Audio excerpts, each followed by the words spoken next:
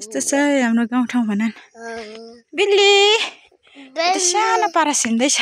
पछाको पछा गर्छ मलाई चिया बगान अस्ति पहिरो ल्याउ लगेर है अब हामी कता जाने यता जाउँ ल अम्लिसो घाँस छ है घाँस छ हो अम्लिसो यता हेर्नुहोस् त यहाँ मेरो सानो छ हेलो हेलो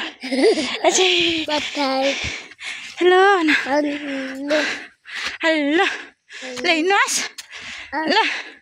आमा सानो हिँड्छ है मकै बारीमा हिँड्नु मकै बस है सानी दाल देखेर आएको छ दाल भन नि दाल के गर्नुभएको छोरा मकै रहेछ मकै सुकिसकेको छौ है